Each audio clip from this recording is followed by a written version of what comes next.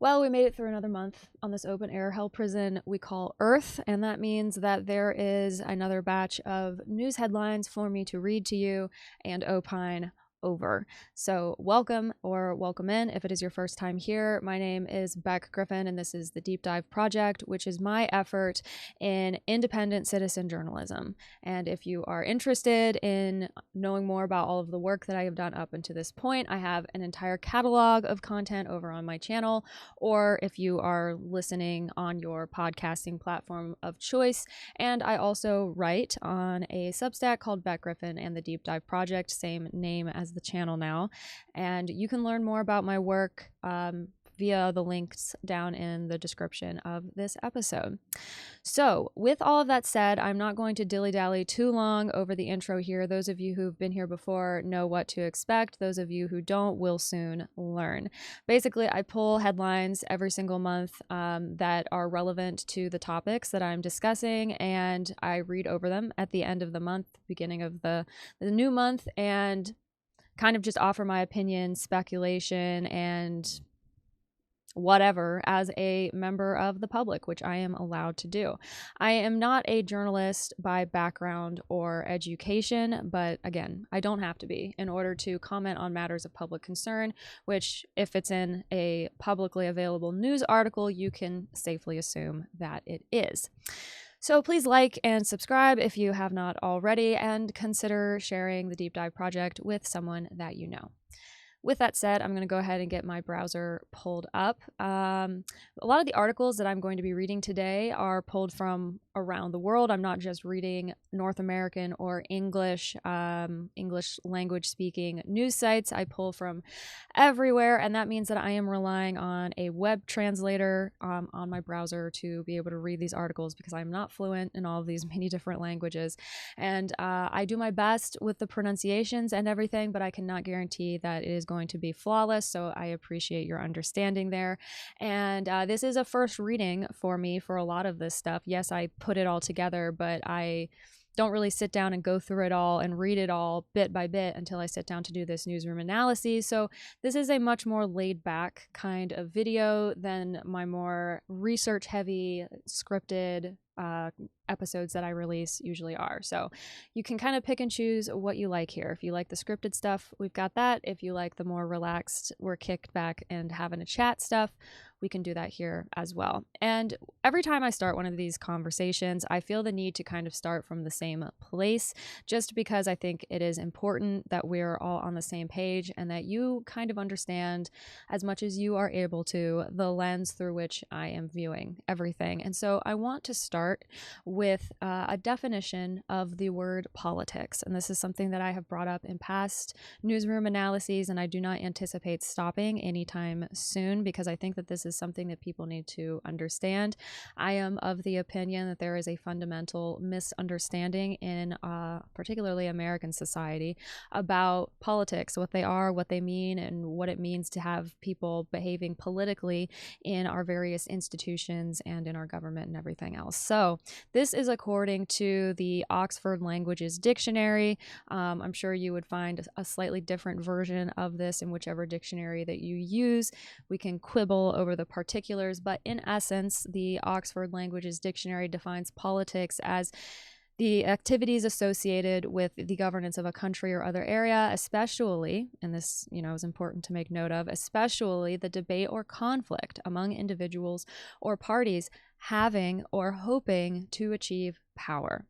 The secondary definition down here is the activities within an organization that are aimed at improving someone's status or position and are typically considered to be devious or divisive. So I just want us all to have that in the back of our mind as we're moving into this conversation, as we're reading these articles, that politics, for all that people may want to dress it up and make it into something that it is not, it is in essence about debate and conflict amongst individuals or parties who are hoping or already have achieved power, and that they're usually aimed at improving the status or position of those people or persons, and are typically considered to be devious and divisive, which are not good things.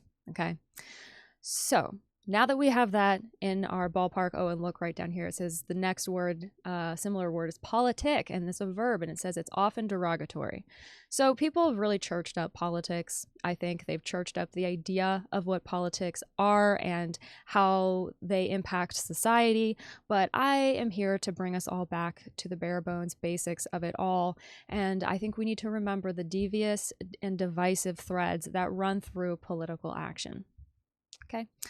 So moving on, here's our first article of this analysis.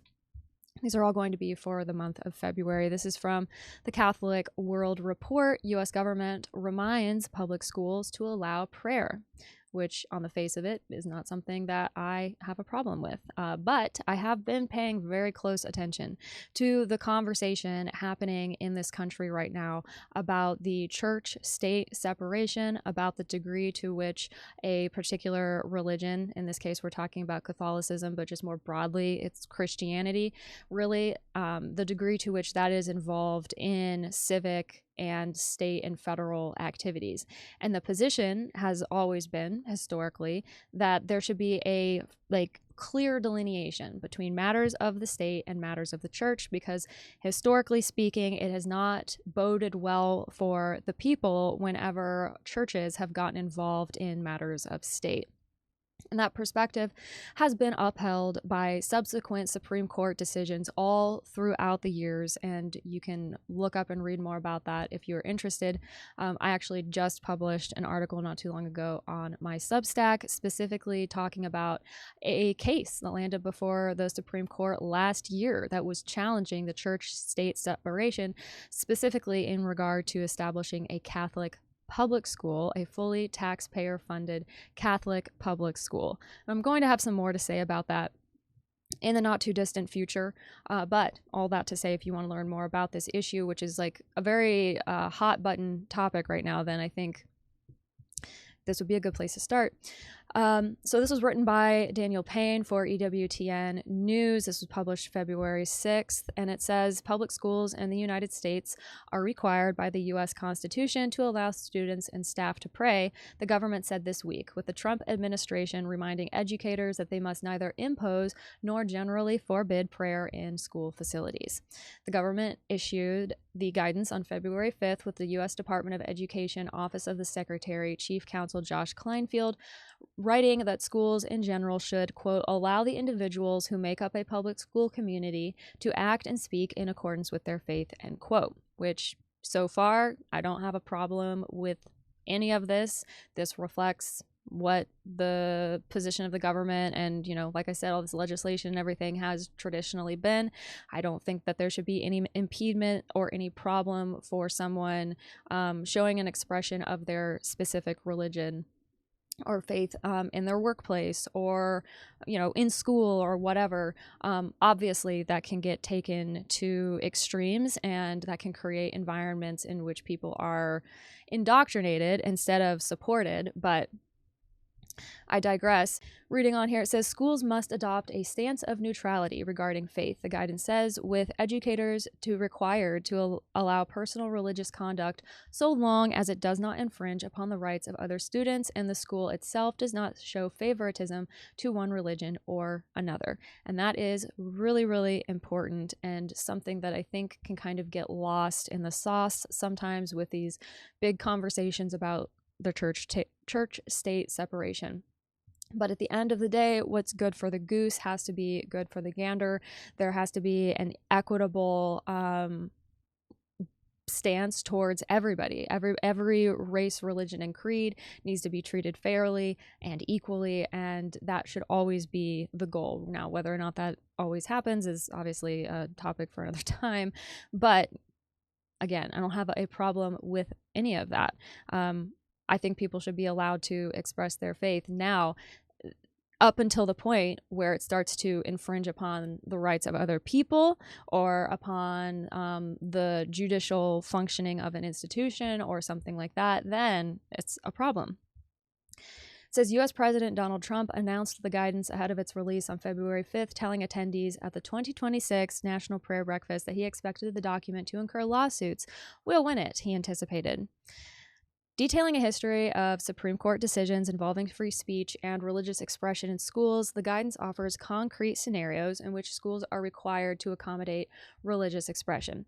Among them include instances where students pray privately and quietly by themselves, and cases where students dress in accordance with their religious faith, such as wearing crosses, yarmulkes, or headscarves. I don't know that I pronounced that correctly. I'm sorry if I did. Schools are also required to support religious student groups on the same terms they support non-religious groups. So far, so good. Public schools may not sponsor or organize compulsory prayer at school functions, the guidance notes, but schools are also required to allow participants to engage in prayer at such events, provided they do not coerce other attendees or speak on behalf of the school.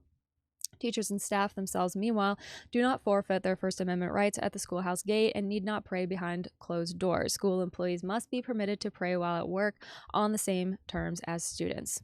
So far, so good. I am kind of curious what precipitated this statement being released, but maybe they will get into that.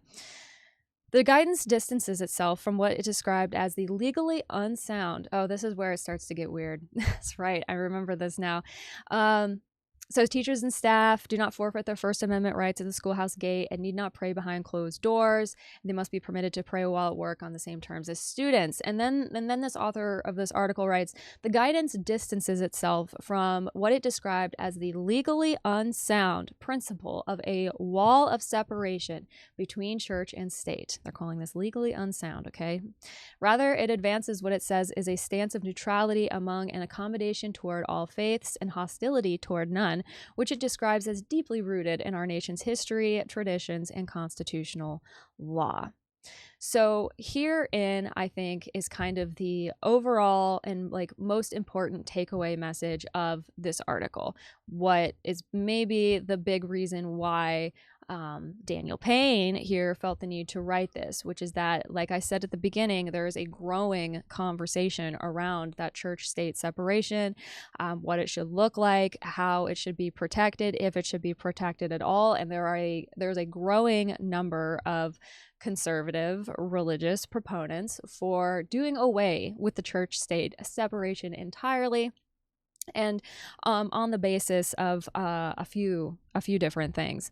And one of those being that they think that this church-state separation is legally unsound, and they think that it's more important to advance a stance of neutrality among an accommodation toward all faiths and hostility towards none, which is a weird thing for them to say, I think, because that's implying that there was hostility up to now.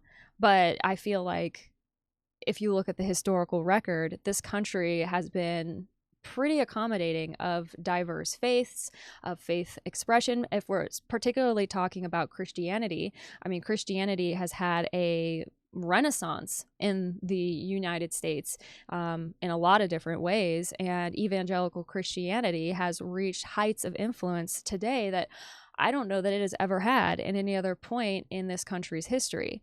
So I'm kind of confused by this whole rhetoric here.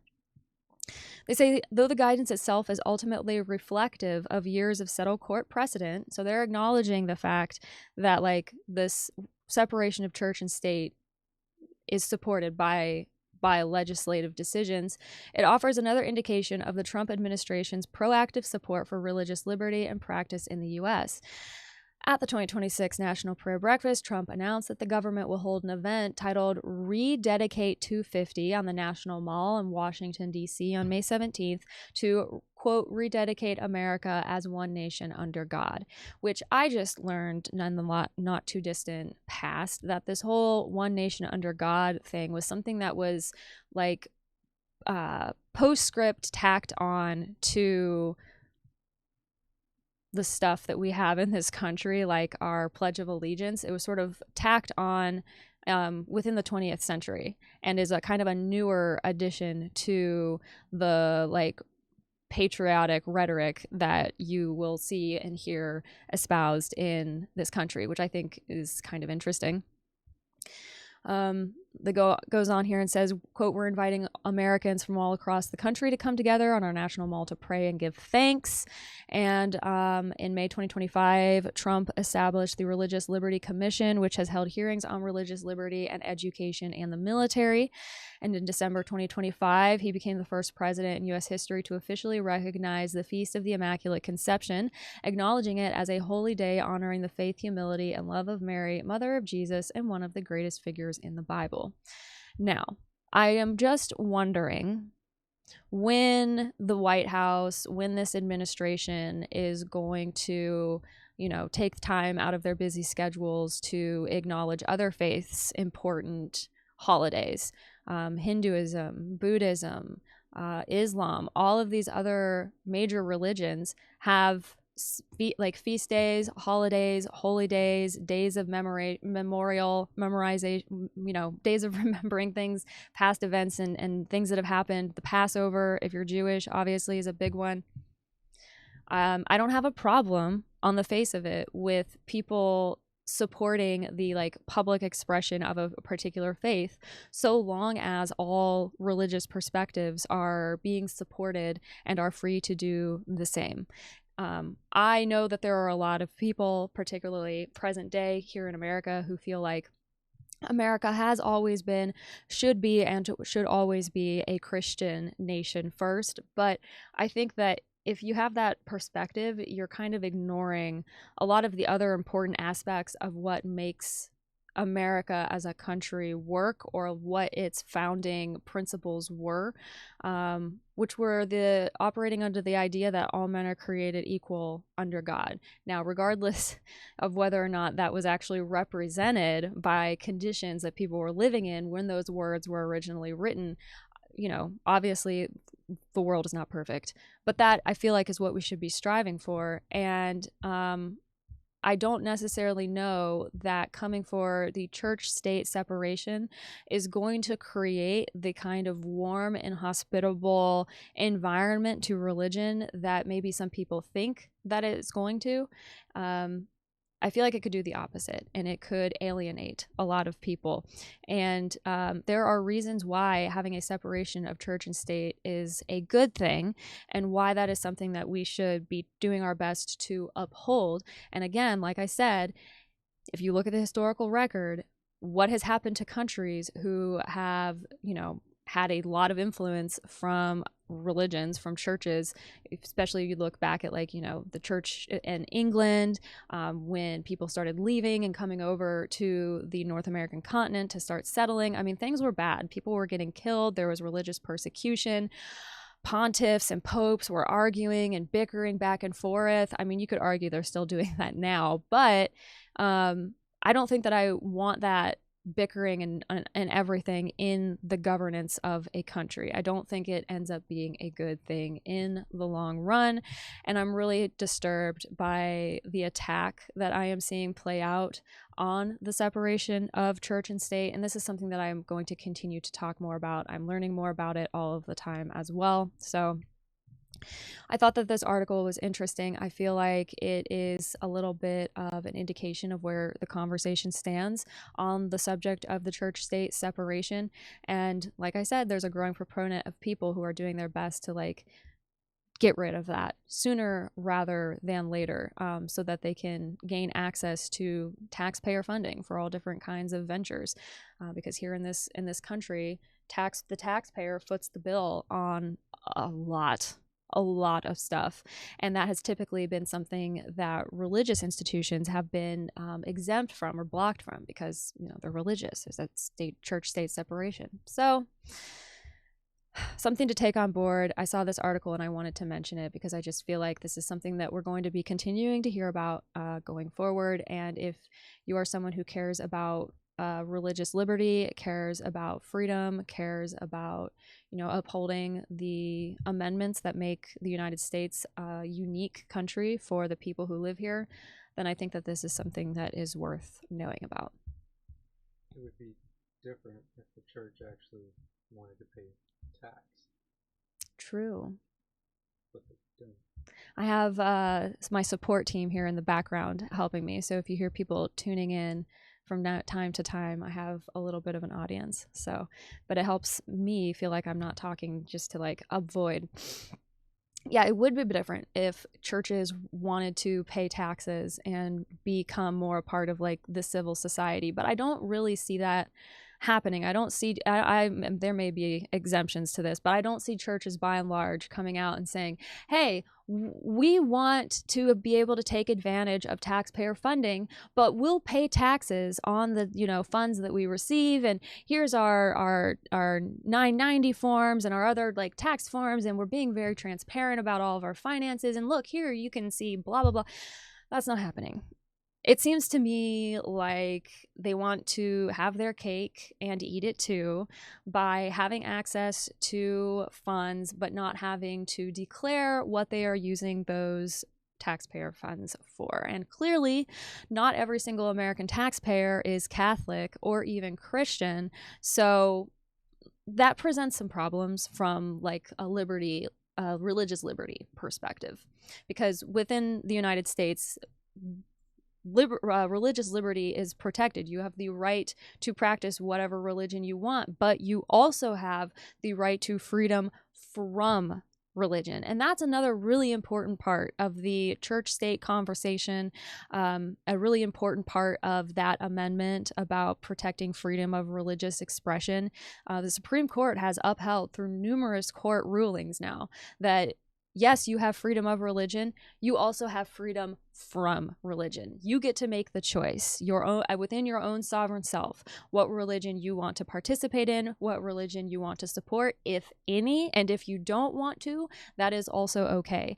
And I don't understand why we wouldn't want to continue to have that kind of an open attitude towards religion, religious expression. Again, taking in the full context of what has happened in world history with religions who have become incredibly overbearing and, dare I say, authoritarian. Just seems like something that people should be talking about a bit more. Anyway, moving on. This is an article that landed on my desk in a very timely fashion. You may have seen I posted a vertical video within the last week or so that was specifically sharing an interview clip that I think is actually from the interview that is linked here. That was with Annika Lucas, who is a human child trafficking survivor.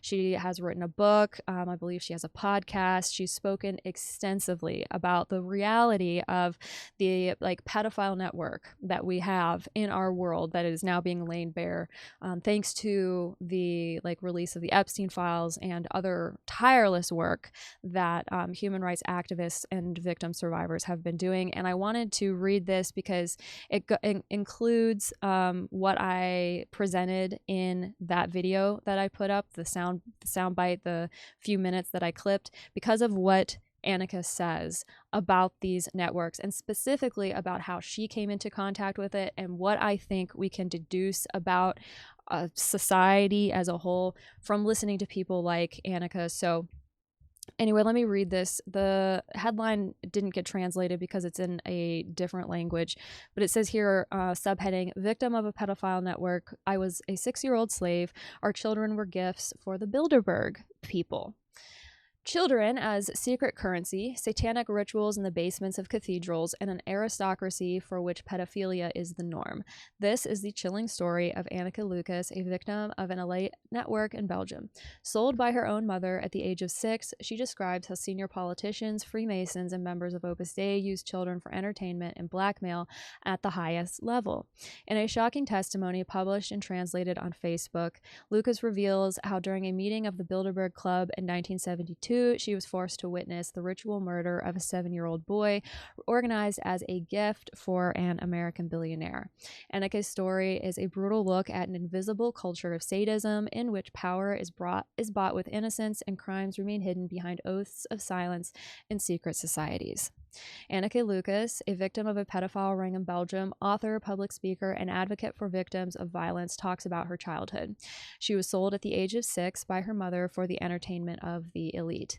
there is a culture within some of the aristocracy that I don't want you to know about. It's not about everyone, it's just some, but they have such negative influence that in a culture where child abuse is normal and extreme things happen, there are some very sadistic members of the aristocracy. And in the early years, I was sometimes given to these people. So this is a quote from her. So in the early years, I wasn't involved in any religious rituals, and I think that was mainly due to the fact that this minister, who had started out as a butcher and was middle class and had risen up, was not a believing Satanist himself at all. But when I was 9 years old in 1972, the Bilderberg meeting took place in Belgium, and that was great for people on the network, as I called it then, the Level Club. And it's really important to emphasize here that whether or not people participated in like ritualistic things does not therefore, if they did, that doesn't therefore indicate that they wholesale buy into all of the inherent meaning and symbolism and whatever like spiritual end goal or result they're supposed to be for participating in that thing. I think that that's a really, really important thing to point out, because I've seen people running with the Epstein files saying our world's run by Satanists and all these people are Satanists and they support Baal and blah, blah, blah. And I think that maybe some of them do, right? Like, I think, sure, but people can believe anything, but believing in something does not therefore give that thing legitimacy. And I think that is like the bottom line here. Just because people are engaging in rituals, just because people are putting on robes and doing unspeakable acts with children, does not mean that they believe in whatever deity it is that's supposed to be getting revered by doing whatever it is that they're doing, or that they believe or worship Satan himself or anything else like that.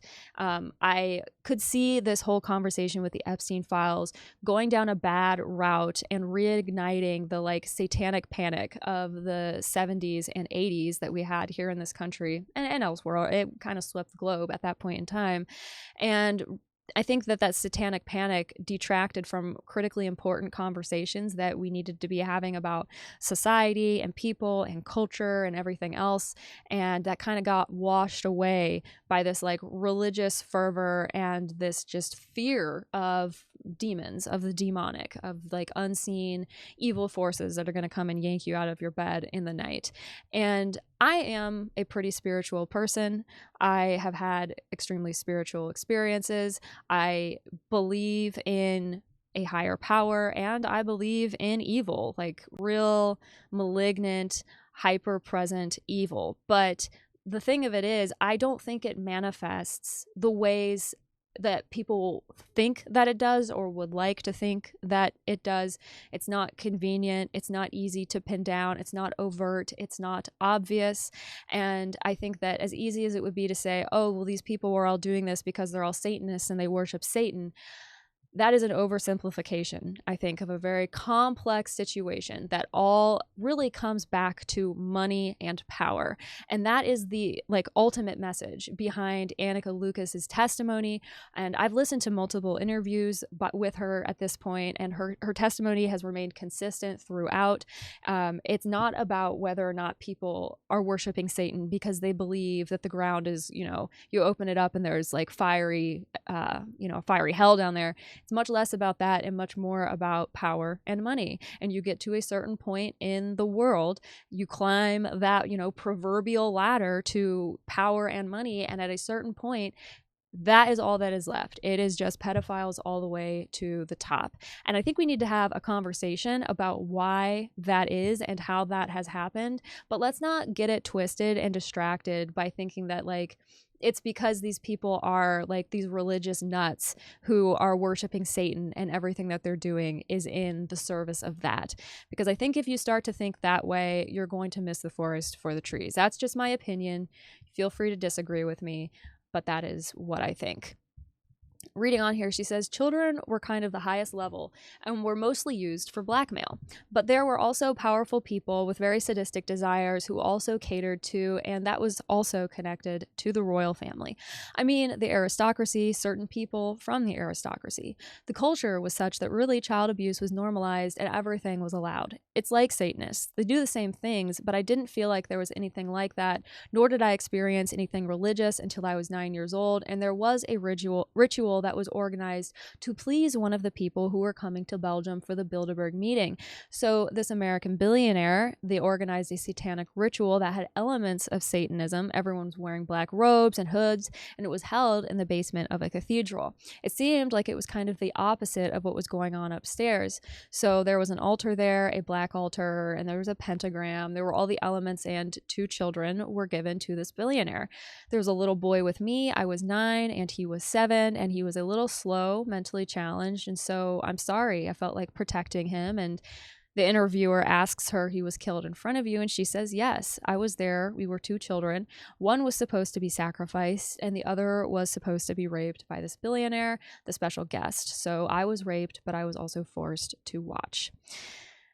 And then the interviewer says, I'm so sorry you went through this. I can't imagine how a 9-year-old girl must have felt. And she said, yes, there's something I can't. I just wanted to protect this little boy.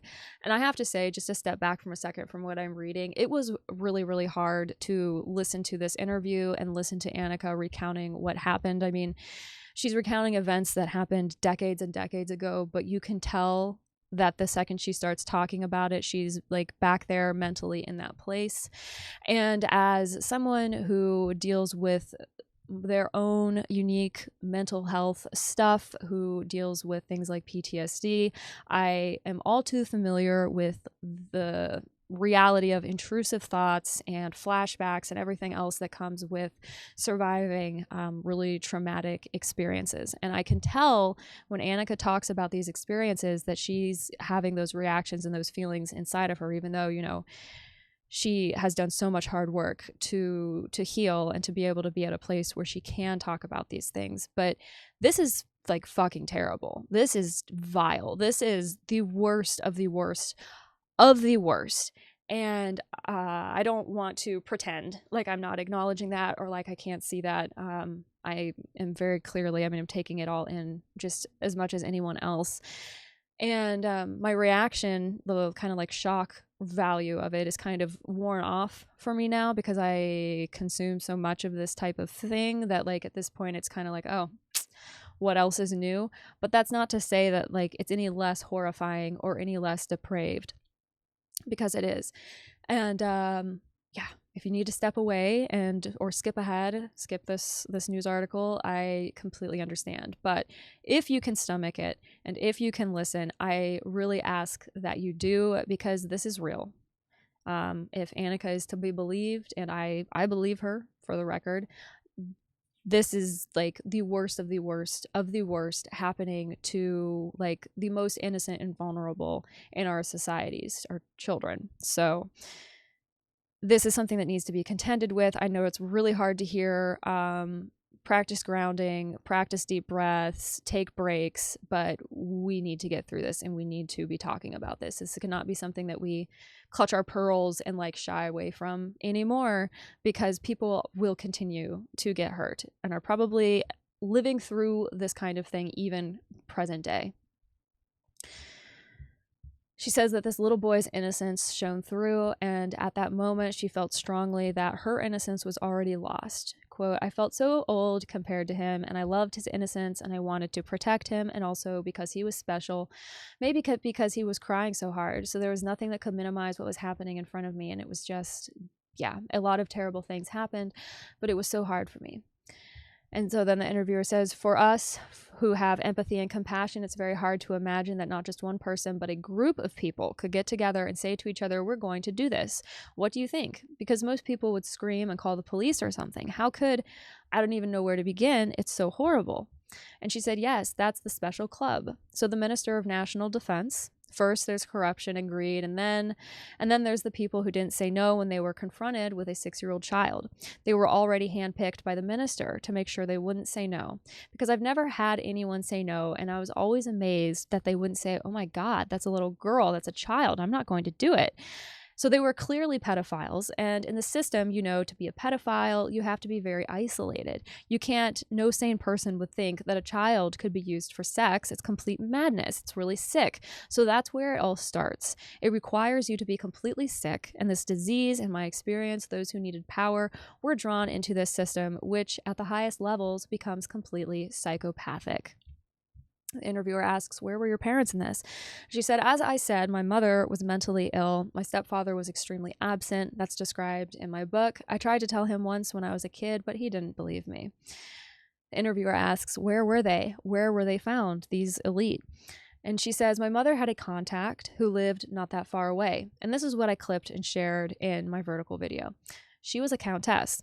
She was part of the Opus Dei group, a religious group. So a certain level of Opus Dei was involved in this network. And we talk about the minister. He was a Freemason, and a certain level of the Freemasons was also involved in this network.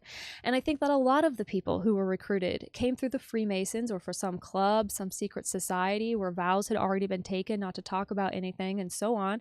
So by the time they were selected, the question is, how much do you want it?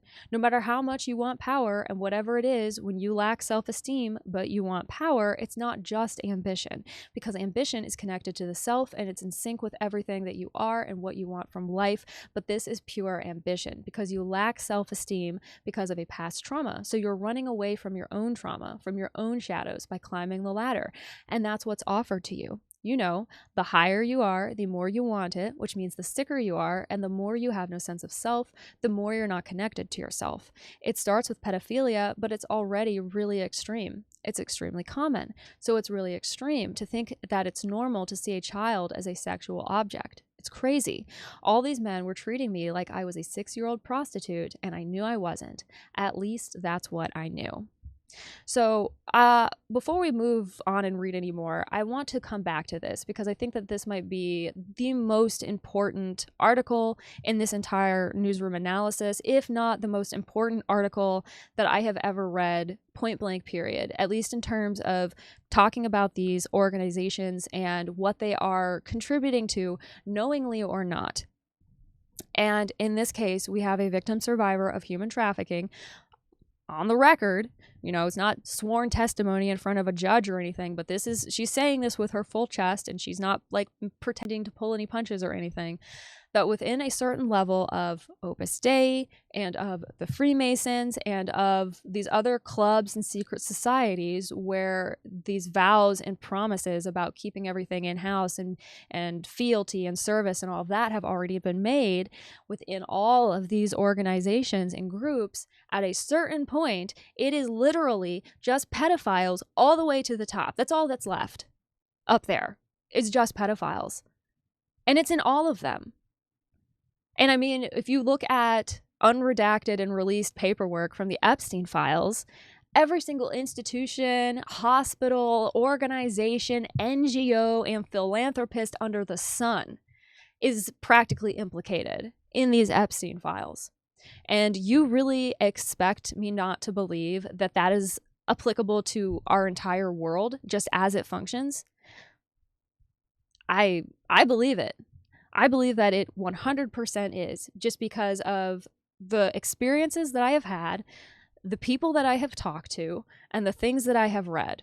I have always known that this world is run by disgusting people who want us to believe that they are untouchable saints on pedestals. I've always known that, and I've always known that they were full of shit. I just knew it. I always have known it, and I've always had a feeling. And now we're seeing the proof. And it kind of feels like equal parts validation and exasperation, because even now, with all of this information public, even now with more victim survivors than at any other point in recorded human history speaking out, even now, there are still naysayers and detractors who will refuse to contend with the reality that is sitting right in front of them, will refuse to read the official documentation bearing the letterhead of our most respected intelligence communities in this country, if not the world, like the FBI, how you could read all of that stuff and still deny that we are living in a world that at a certain level is run by pedophiles. But people continue to. And it blows my mind. I don't understand it. And maybe that's because I've consumed so much of this information at this point that I'm at like critical saturation. And anything that could convince me of anything at this point, I have seen it, I have read it. I'm like forming solid opinions and perspectives based on like factual events and things that actually happened based on testimonies from survivors. It's impossible for me to deny any of this. So perhaps it's not fair for me to expect everybody else to be at the same point because, you know, not everybody else is going to devote years to trying to understand this stuff. But if you're watching this video, that indicates to me that you are at least interested in trying to understand how our world works and how all of these different organizations and institutions and people all fit together, particularly when you are talking about religion, which is such an interesting thing already on its own. Maybe it's not fair for me to be expecting everybody to be at that point with me, but if you're watching this, I would think that you're of that mindset, you want to know more. And if you are still on the fence and like still not sure that you're ready to, you know, believe that Donald Trump might just be one of the worst human beings to ever walk the face of the earth, do a little bit more research, please. That's ultimately the entire point here. I'm not trying to be anyone's one-stop shop for anything. I'm just reading the news. And if I'm reading something out loud and it makes you ask a question or have a thought, and it maybe even makes you a little bit uncomfortable, dig into that. And by dig into it, I don't mean come at me sideways in the comment section upset because I am threatening your rosy perception of reality. I mean dig in a way that's actually authentic. Start trying to educate yourself. Start reading these books, listening to these testimonies. Just go on YouTube and look up Epstein survivor. You're going to find interviews. Start listening to what these people have to say.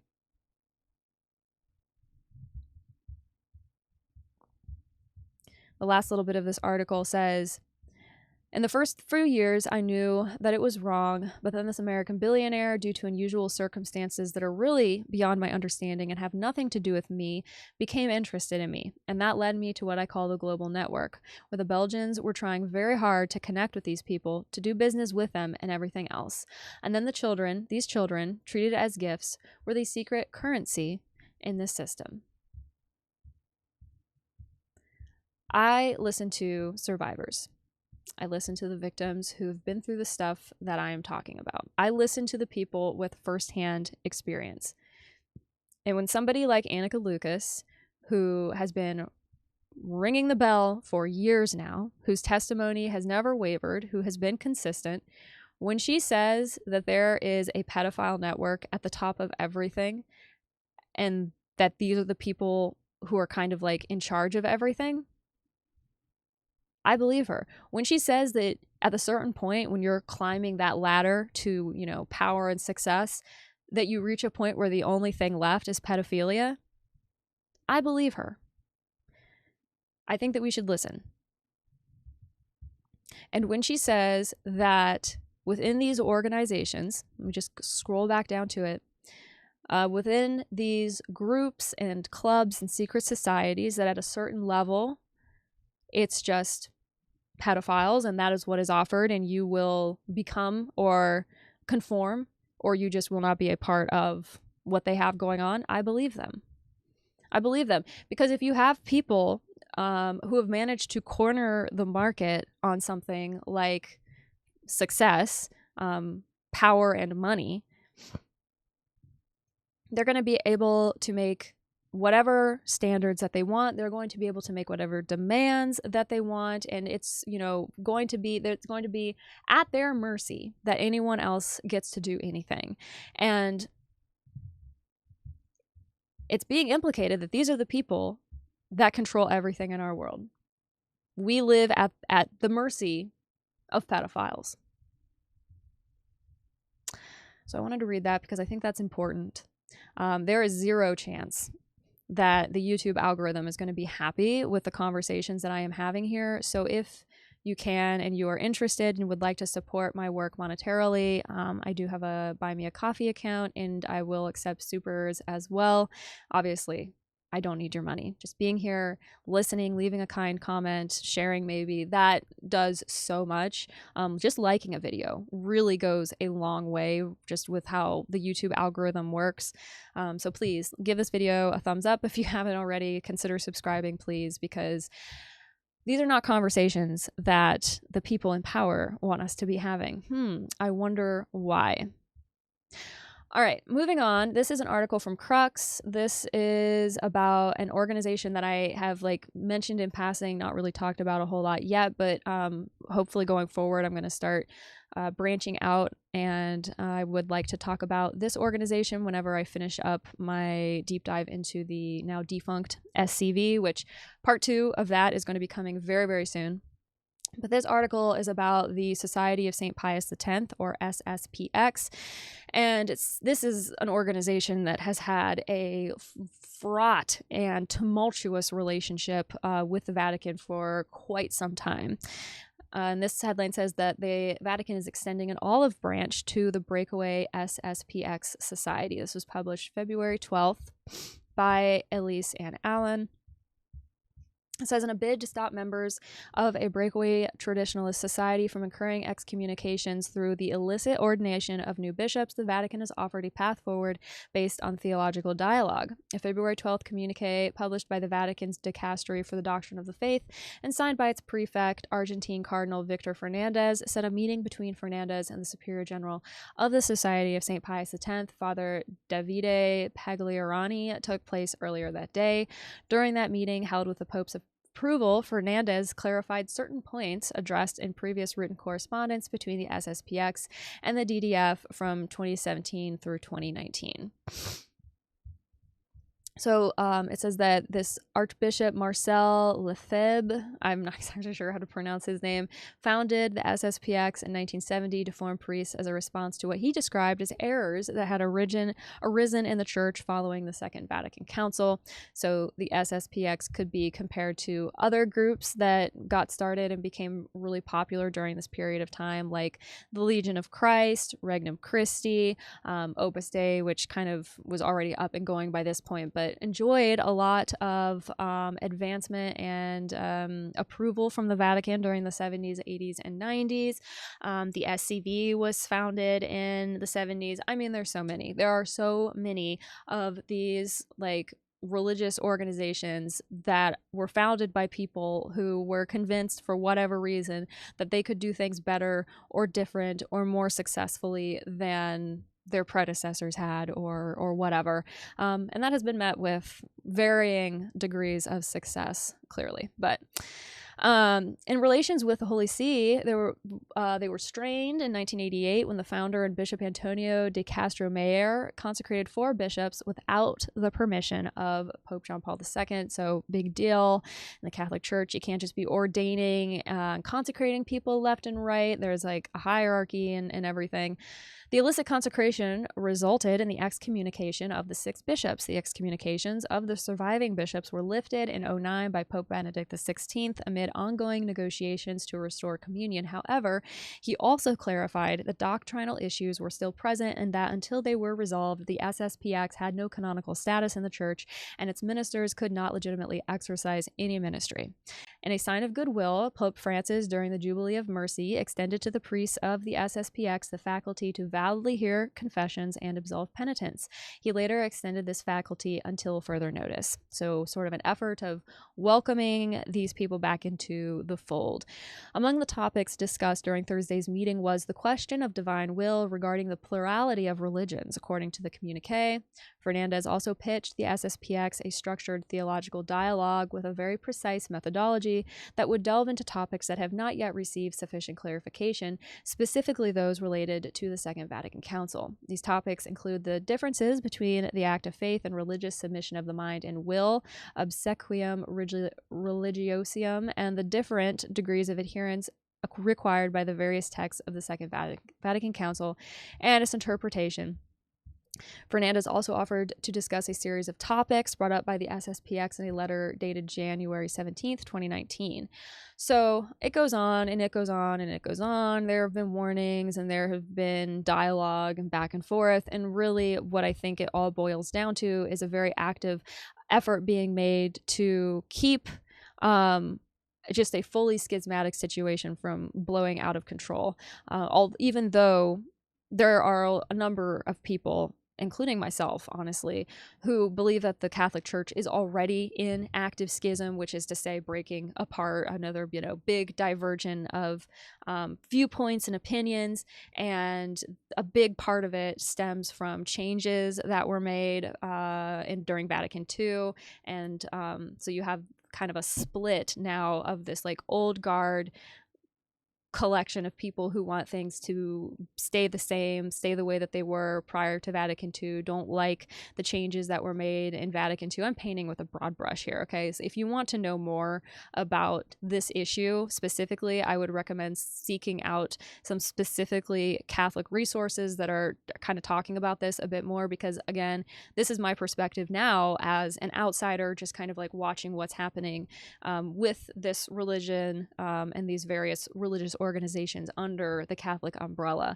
So, take it with a grain of salt. But it seems to me like there's already an active schism happening, and it's specifically between the hardcore traditionalists who want things to stay the same. They want the Tridentine Mass, they want the priest facing east, they want the communion rail, and they want everything else that comes along with that, versus the newer guard, the newer crowd of people post Vatican II who want the Novus Ordo Mass, and they want a more friendly and laid back and inclusive environment in the church and all of these different things. And that is manifesting, I think, through organizations like the SSPX, and also I would even argue Opus Dei to a certain extent, although their issues are uniquely their own. And it's an interesting thing to be watching play out. And now that we're starting to see some stuff coming out specifically talking about the SSPX and their behavior and what is trying to be done to kind of save things and not end up throwing the baby out with the bathwater, I kind of wanted to start talking about it and bringing this to your attention. And like I said, I will be probably discussing the SSPX in the future in some way, shape, or form as well. So stay tuned for that. But if you want to read the rest of this article and the details that they get into, you can find it linked down below, along with all of my other source as usual.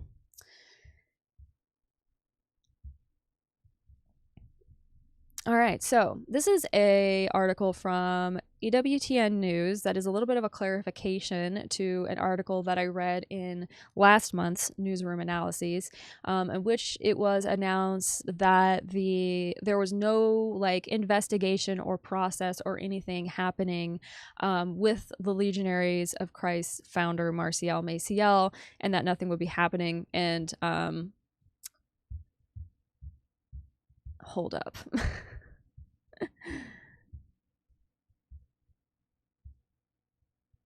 This is old. This is old as hell.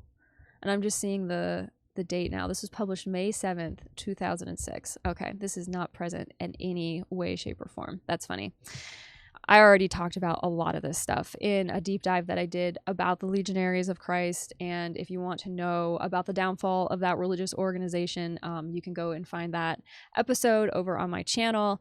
There was a lot of fallout and things that happened much more recently than May 17th, 2006. And I'm not exactly sure why this popped up in my news analysis as a recent thing, unless maybe there was some addendum or something that was made recently. They'll go back in and edit things sometimes, and that'll make things pop back up.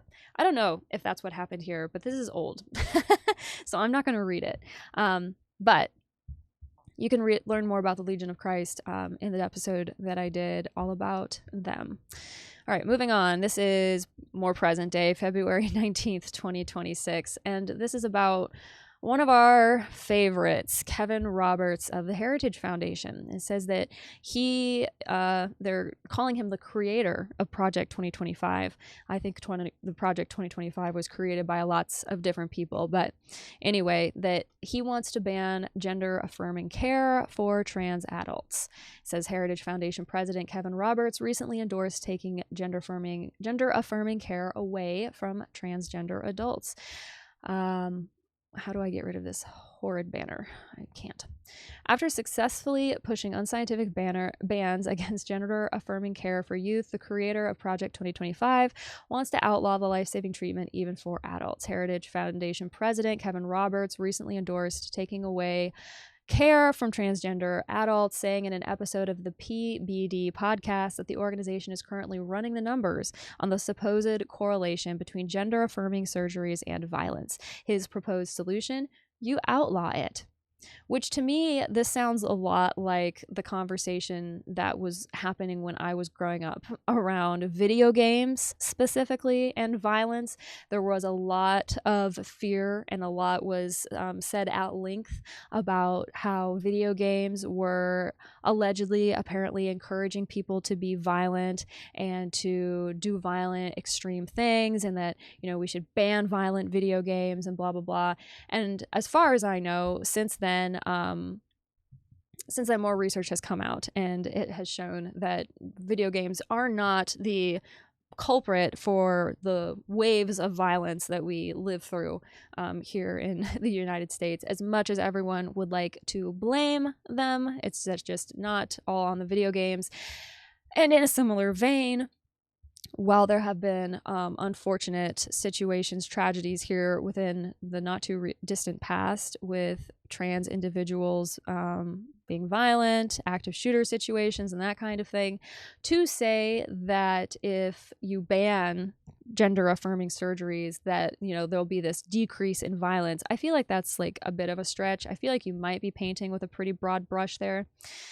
Says, but where there continues to be disagreement is on what you do with adults. What you do with adults. Maybe you don't do anything with the adults, Kevin Roberts. Maybe you let the adults make their own decisions because they are adults and they don't need someone making those decisions for them. I cannot imagine that you would be very happy if the shoe were on the other foot and somebody were trying to coerce you into doing things or not doing things that you wanted to do. If you suddenly were no longer allowed to go down to the Catholic Information Center in Washington, D.C. on K Street anytime you pleased, I think you might be a little bit bent out of shape about it. So maybe we should take a step back from regulating and decreeing how people should live their lives. Maybe? He says, at Heritage, we believe that so-called transgender surgery is bad for anybody because of what you saw in Rhode Island yesterday, Roberts said, referencing the Monday mass shooting that left 3 people dead, including the shooter, and 3 others critically injured, all of whom were related to the shooter. Police have described the attack as targeted and domestic in nature. Really, really tragic, really, really terrible. My heart goes out to all of the deceased and their family members. I cannot imagine living through something like that, and unfortunately, we know how relatively common gun violence can be, so I'm not minimizing that in any way, shape, or form, but I do think that it's interesting that we're talking about a situation involving gun violence, really, and I cannot imagine Kevin Roberts getting on a Heritage stage, and pontificating to his Heritage audience about how we should ban guns because people keep getting shot and killed by guns. I don't think he would be calling for that.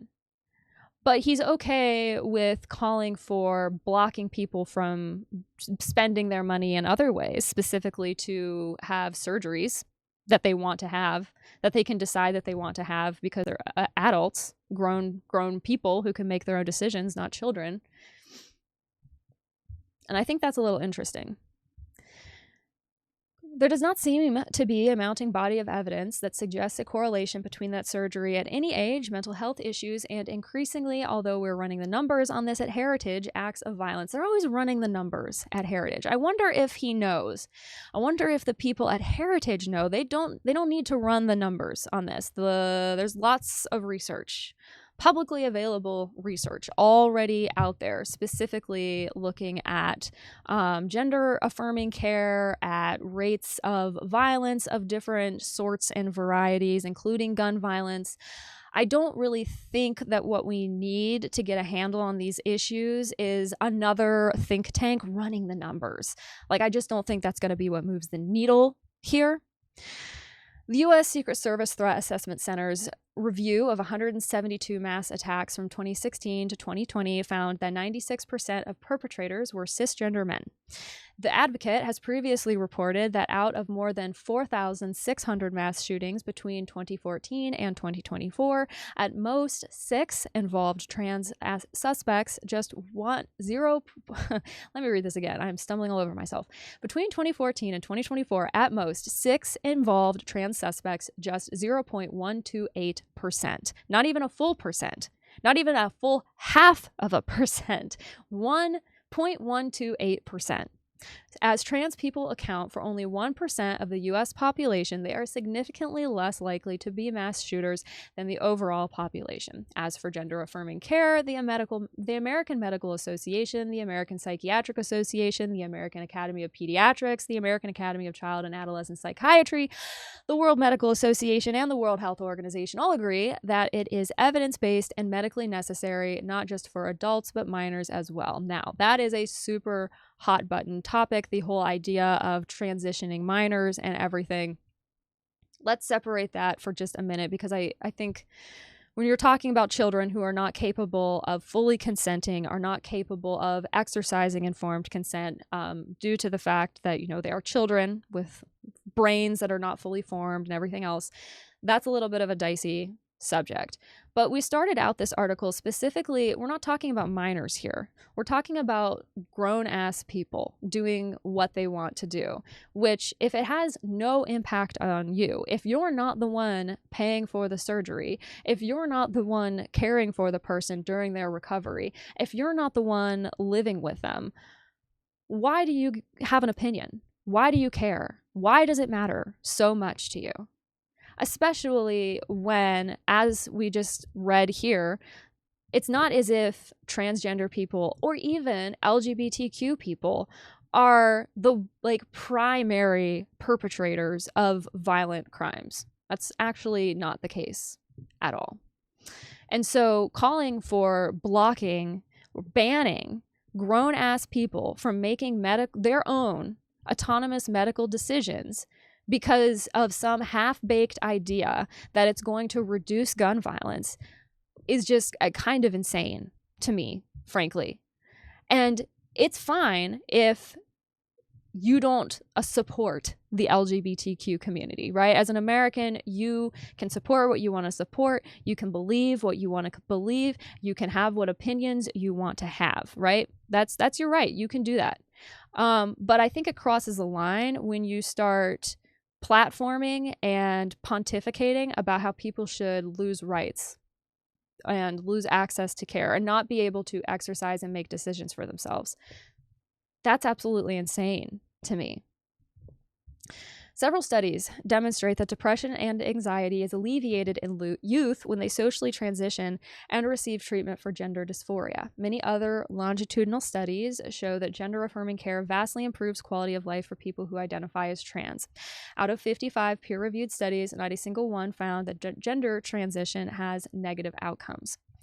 I will say, I think you can find, you could on any subject, you could go back and forth trading citations and studies and meta-analyses and reviews until you're blue in the face. And I don't know if you would ever meaningfully make any progress, because anybody can cite statistics and statistics can be manipulated in so many different ways.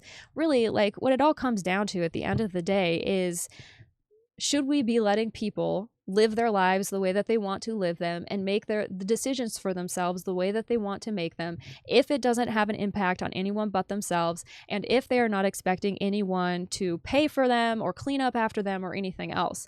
My perspective, my position on the issue is go nuts and vaya con Dios, as long as it's not hurting people. And I feel like there are so many examples in our present day. I mean, we have a whole justice.gov website now full of like really egregious human rights violations, really egregious abuses. We have some of the most powerful people in the world being implicated here. Like, I think there are really hard-hitting and important issues, problems, crises that we need to be contending with very, very seriously. And I just have a really hard time thinking that in 2026, the year of our Lord, banning gender-affirming care for trans people is going to be what like helps anyone or saves anyone in the long run. Just for the record, I don't think that there are very many drag queens or trans people in the Epstein files. It's mostly gross men and women who are doing gross stuff. Let's talk about them. Let's talk about stopping people like that from continuing to do what they've been doing all of this time. And also, for the record, I just think this is a really unfortunate picture of Kevin Roberts. They did him dirty with this one. He looks like something that rolled out from underneath someone's couch.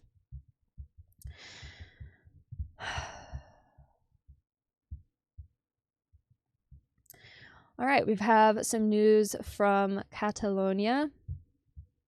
This is from El País. This was published February 20th. And this is about some of the Opus Dei schools that have been losing access to funds or have been revising their structure in reaction to the federal decision that schools that receive subsidies cannot be segregated by sex. Many, if not all, of Opus Dei schools, especially traditionally, were segregated by sex.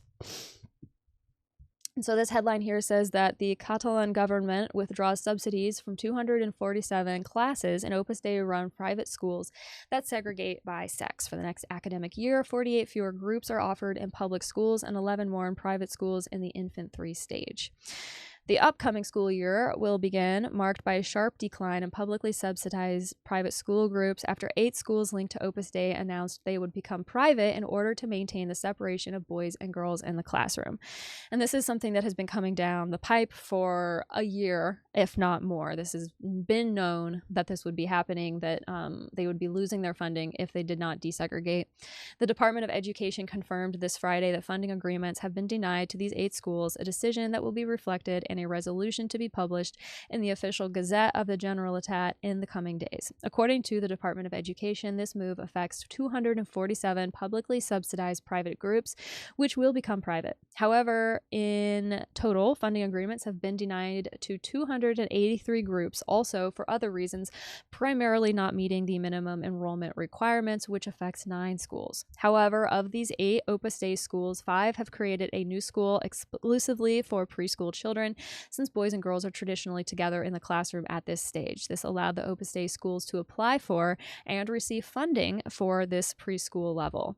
So this is one way that they found a loophole, basically, in Spain to continue receiving federal funds. The department has finalized the extensive process of renewing educational agreements with which this year affected preschool, primary, and secondary education. One of the new measures implemented is to unify the renewal period, previously 3 years for preschool, 6 for primary, and 4 for secondary, and establish a 6-year term for all levels. So the department has also decided not to renew funding in cases where the minimum enrollment for preschool has not been met in recent years. And I'm scrolling back down through the rest of this. I wanted to mainly present the recent development with these schools because I've been touching on this over the last many months since we started hearing that this was going to be happening. It says that next year we'll see the opening of 3 new schools in Barcelona, which will be launching its secondary education program. Additionally, the Lexia Special Education School in Barcelona, previously a private school, will be integrated into the public school system. The pre-registration process for the next school year begins in March, will end March 18th. So, yeah, changes in school structures, changes because of not being able to access funds. And I think that underscores how much these schools, for all that they claim to be kind of like independent and on their own program, still depend on subsidies and like taxpayer funds in some way, shape, or form in order to be able to do what they do. You know, in the United States, they rely on like tax breaks and things and different tax incentives that they can take advantage of. Like, there are so many different ways for a religious school to continue to function and take advantage of some of the like taxpayer funds that are distributed to other secular institutions or state institutions or whatever. So I thought that was worth mentioning, just in the overarching conversation that we're kind of having about religion and the state and the church and everything else. Moving right along, we have this and one last article, and then that's it. But this one I think is a pretty good one. This is just, it had some interesting points that I wanted to read. And it talks about the Epstein files. So I thought, why not? And purity culture, which I've also talked about a little bit in the past. The headline says, on millennials, purity culture, and the Epstein files. This was last updated February 23rd, written by Mary Pezzulo. And it's a little bit long, but I think she's got some good stuff in here. So sit back and take it in. She writes, I was born in 1984. I'll be 42 this fall. That makes me a millennial. I was born at St. Anne's Hospital, which is now Mount Carmel St. Anne, just moments across the border from Columbus, Ohio, in the suburb of Westerville. I was raised in Columbus, 2 blocks from Whetstone Library, and just a short trip to the Ohio State University campus. My Methodist grandfather had a stately house in Beechwold, and my godparents live in German Village over by the south side, and that makes me a millennial from Columbus. I was baptized in the Catholic Church, catechized, and confirmed a Catholic, and that makes me a Catholic. I will be a Catholic for the rest of eternity, no matter what I do. The seal is permanent. They can't suck the oil out of your forehead. In my younger years, my family was involved with the Catholic Charismatic Renewal. When I was a teenager, my pious mother forced me to join the youth arm of the Legionaries of Christ youth group, even though I hated it.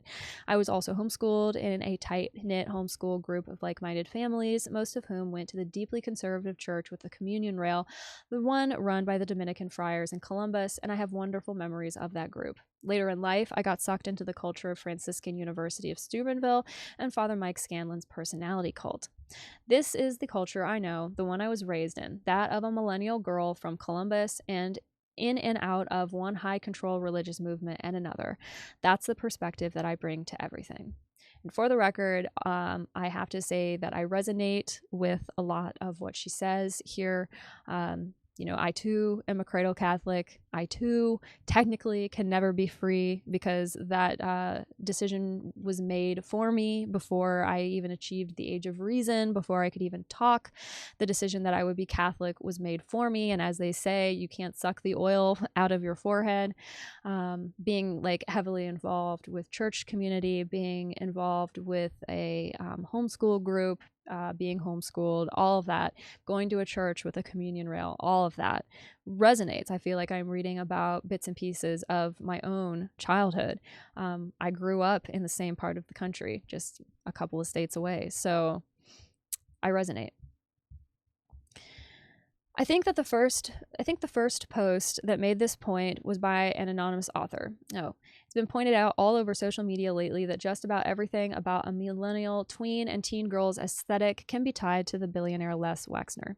I think the first post that made this point was by an anonymous author, but I wish I could find them so that I could thank them for pointing it out.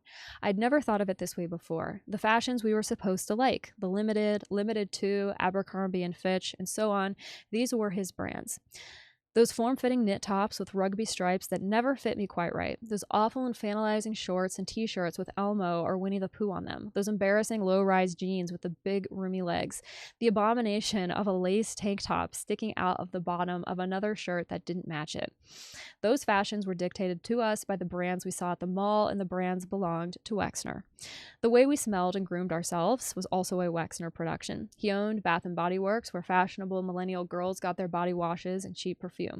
Every girl I knew had a favorite Bath & Body Works scent. Mine was Moonlight Path.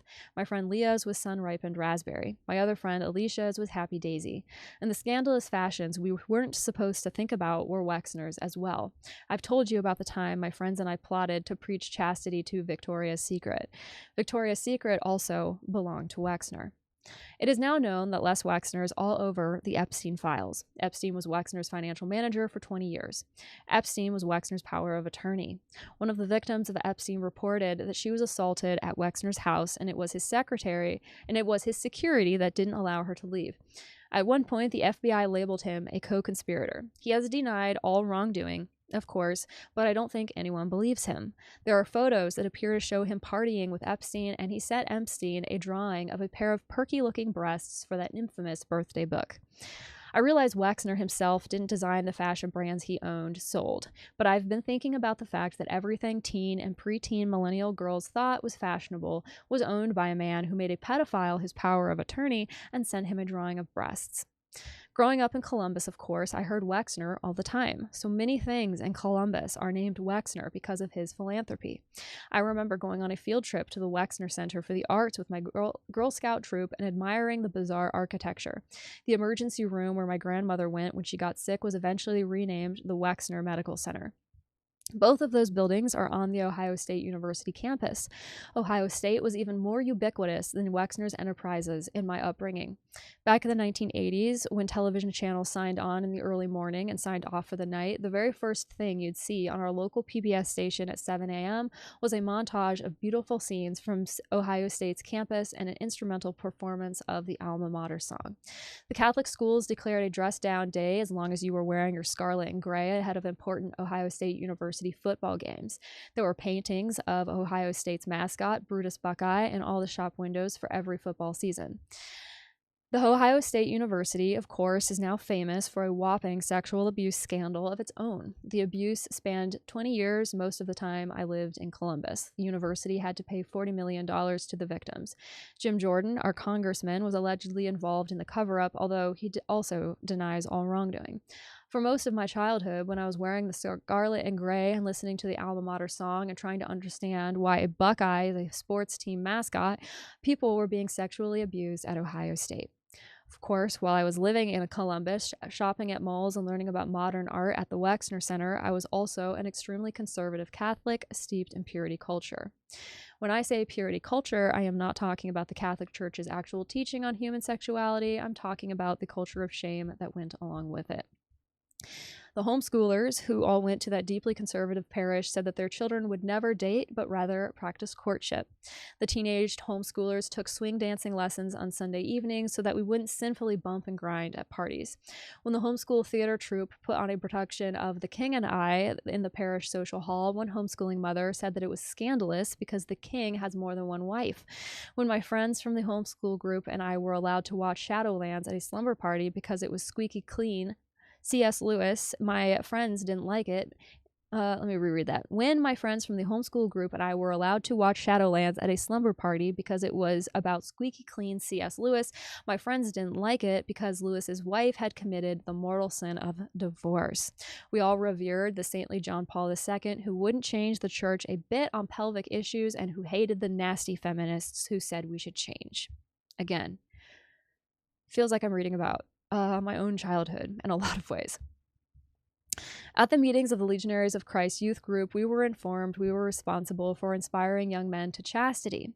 We mustn't emulate sluts like Britney Spears. We had to keep clean and pure, or our brothers in Christ would sin, and it would be all our fault. We learned strategies for wearing those trendy low-rise jeans and form-fitting tops in such a way that our skin wouldn't show. The hideous lace tank tops that went under another mismatched shirt were extra long with high necks. This, we were told, would save souls, including our own. When I went to Franciscan University, I shuffled around campus in ankle-length boho skirts. I snapped myself on the wrist with a rubber band whenever I felt an impure thought coming on. I went to confession at least once a week, and I always remembered to confess those impurities. Meanwhile, I was being prayed over regularly by Father Scanlon, who would kiss me and stroke my cheek and clutch me to his chest. This was presented to me as a perfectly normal and virtuous way to be a Catholic. I now know that there were sex abusers involved in all the little Catholic sects I've been a part of. That parish, which hosted the Squeaky Clean Homeschool group, was pastored by a man who went on to be removed from ministry for a credible accusation of abuse. John Paul II, who we all revered, is now infamous for covering up sexual abuse. He was enamored with Father Maciel, the founder of the Legionaries of Christ, who has now been revealed to be a sex abuser of historic proportions, right up there with Epstein himself. And that might be a stretch. I mean, Maciel went nuts, but I don't know if he quite is up to Epstein's scale. The charismatic renewal is now known to be rife with sexual abuse. The Franciscan University campus was an epicenter of this abuse. Father Scanlon and his cronies were monstrous abusers. I confessed my impure thoughts to at least 3 different predators on that campus. Every aspect of the culture I know as a Catholic millennial from Columbus was touched by sexual abuse. The way we dressed, the way we smelled, the things we got excited about, the sports teams, the movies, and the activities, the Catholic guilt. The way we were told to avoid sexual contact to stay pure. The things we would have done to be sexy as well. The rules and the ways to break them. The people we went to receive God's forgiveness if we felt a rule had been broken. The secular culture and the Catholic one. Everything was controlled by powerful men who were themselves abusers or who helped cover up sexual abuse. In a very real way, we don't know how to be good and we don't know how to be bad either, because everything about our culture, from the virtuous to the playful to the transgressive to the morally sinful, was dictated by powerful men who viewed us as objects to be used. If I wanted to have a healthy relationship with my sexuality, how could I possibly know what one is like? How could any of us? Where would we go to get that information? How could we begin to understand what it looks like? And what are we supposed to tell our own children? I don't have the answers to any of this, but these are the things I've been pondering. So I thought that was really well said, really well written. I don't know anything else about Mary Pazzulo and her opinions, and who knows, this might be the only angle on this subject and that we agree on. I don't know. I'm not passing go on her or anything that she has to say in any other way, shape, or form. Just going off of what is here. I thought that this was a good article. Like I said, it really resonated with me and with experiences that I have had. I grew up in basically the same kind of general neck of the woods. I've been to Steubenville. I recognize a lot of the talking points, and of course I grew up during the same time period. We all have grown up during this same period of time in which our world and what we were into and how we perceived everything was being shaped by people with some really disgusting proclivities. And I think the big thing for me, what I am starting to piece together as I'm reading through all of this information and trying to absorb what is coming out with the Epstein files, is that I want to create a world in which conversations about how to be safe, conversations about unsafe people, conversations about health are destigmatized and can happen in public spaces. They aren't things that need to be discussed behind closed doors. And I want the conversation around predatory people and how predatory people will utilize systems and institutions that tend to create a group of people that are sort of primed for the picking, that we need to be talking about that and we need to be addressing it, because predators are never going to go away.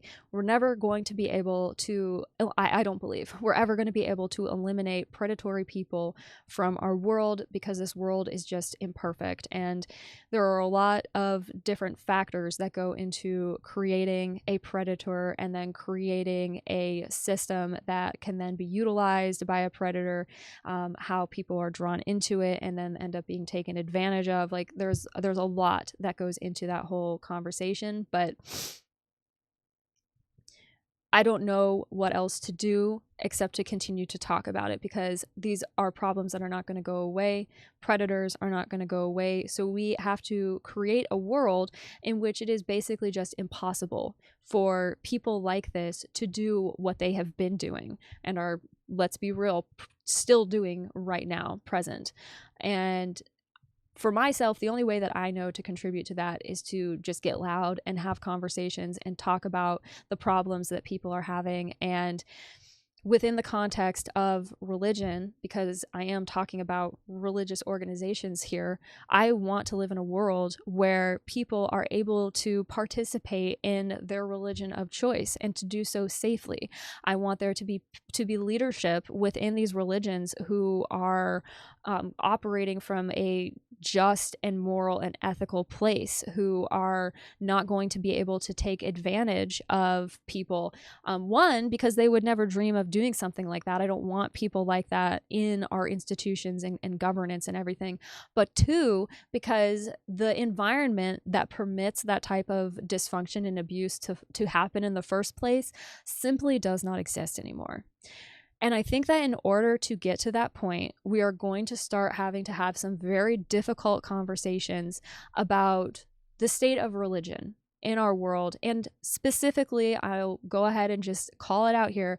Catholicism needs to contend with how it functions and moves through this world, and how the various systems and how the church is structured can lend itself to being taken over, hijacked by people with really evil intentions. And they have been doing that since the beginning of time, and they will continue to do that. We can't just hope that everything will be okay. We can't just try to tell ourselves that it's just a few bad apples, and if we just get rid of these couple of bad apples, then everything will be fine. No, there is a systemic problem within our society and within all of these different institutions, within our government, within our higher education centers like Harvard and Yale, within our churches and church communities. Like it's everywhere.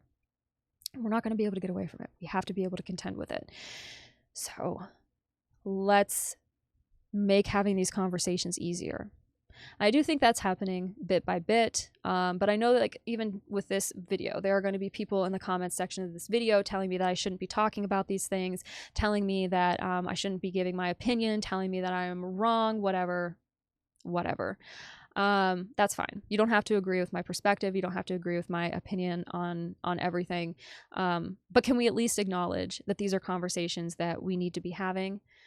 Can we at least do that? And if we can then get to the point where we can agree on that, maybe we can start to move forward with, okay, what's the next problem that needs to be addressed here?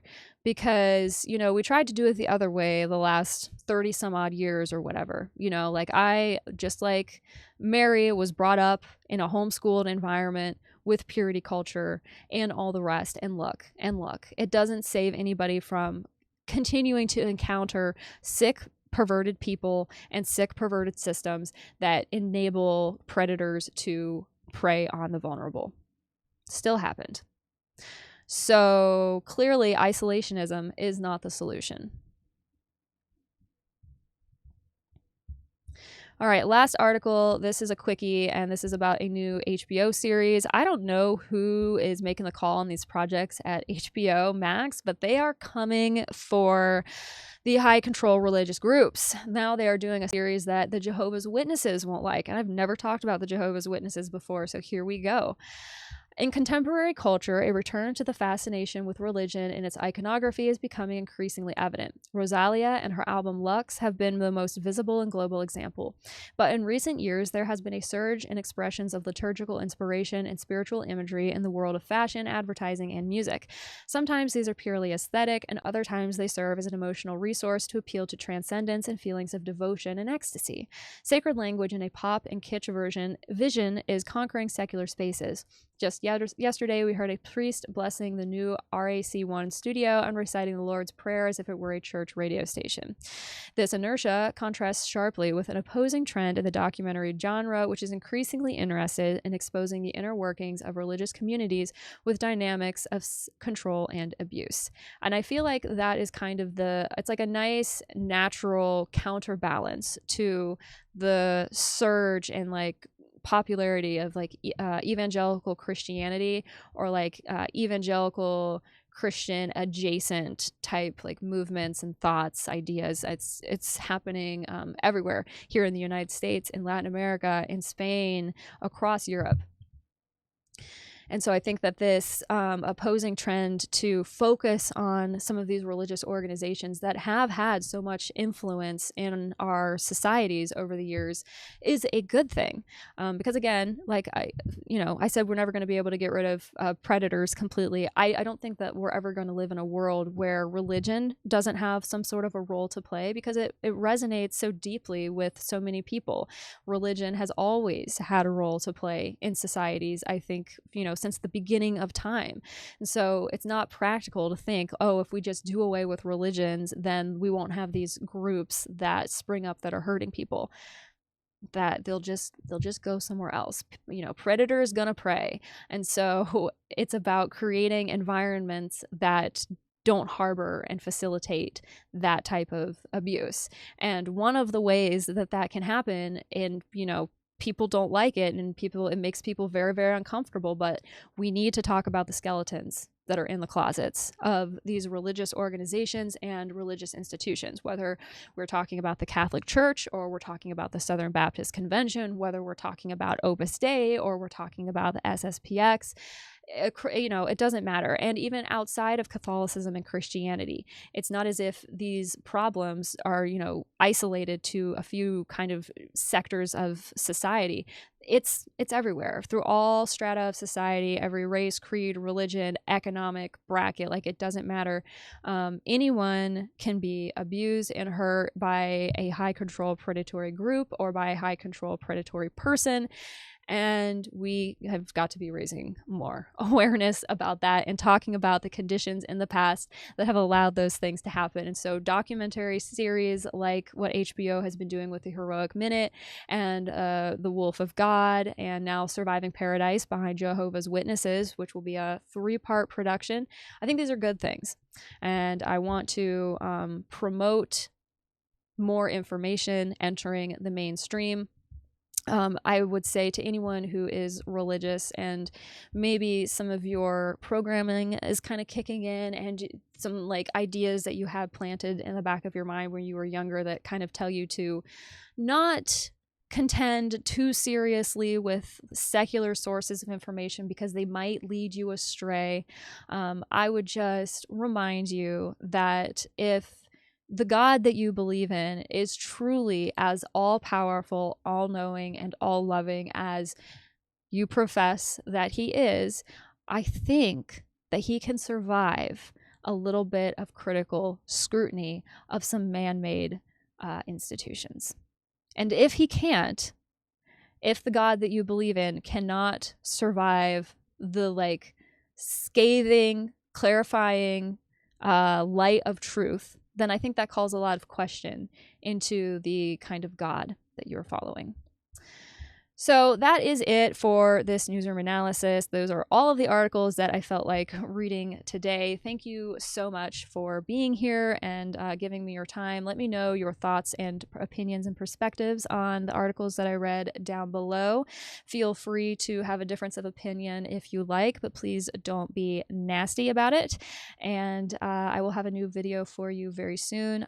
Resources, links to connect with me, learn more about my work are all in the description of this video. If you or someone that you know is dealing with mental health struggles, I have some global resources that I kind of found and put together that are linked down below as well. So maybe check those out. I know that life is very, very hard. I know that unfortunately we don't all have access to mental health care and the support that we need, but there are resources out there. There are people that do want to help. So please, if you need help, please reach out. With all of that said, that is where I'm going to leave you for now. Remember, nolite te bastardes carborundorum. Don't let the bastards drag you down.